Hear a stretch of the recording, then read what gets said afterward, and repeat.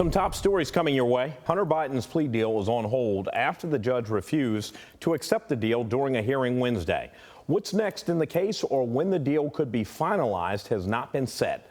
The president's son was planning to plead guilty to 2 federal tax crimes. Senate Minority Leader Mitch McConnell says he is fine after he stopped speaking mid-sentence during a news conference. McConnell froze while talking to reporters and stood silent for about 30 seconds. A staff member said McConnell felt lightheaded briefly. And this is a scary scene right here. Look at that. Wow. Look at that. A large construction crane carrying 16 tons of concrete crashing down 45 stories onto a busy street in Manhattan during the morning rush hour. Authorities are investigating what started a fire in the crane's engine compartment. At least a dozen people suffered minor injuries in New York City. I'm Nick Starling in Arlington. You may have noticed more panhandlers out on the street as it's tough times right now for people to make ends meet. And cities like Arlington even have signs out at popular intersections here at Division and Collins Street to urge people not to give money to panhandlers because they say that it just contributes to the cycle of poverty, but rather to give to certain organizations that provide those wraparound services that really truly help people in need. And we'll have, of course, all those resources on our website, cbstexas.com. In Arlington, Nick Starling, CBS News, Texas.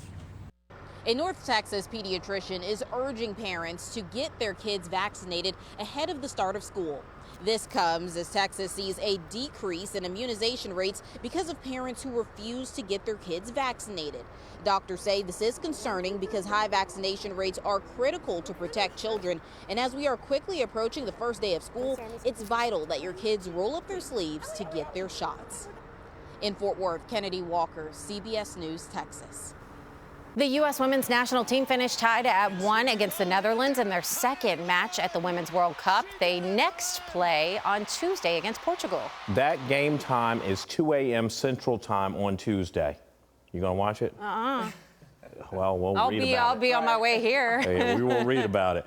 Don't need to read about this because this is something we all have been waiting to see.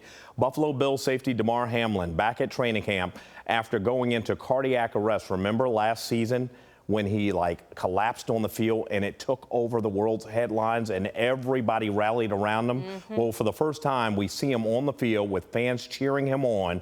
Buffalo Bills head coach Sean McDermott says the team is 100% behind Demar Hamlin and his remarkable return.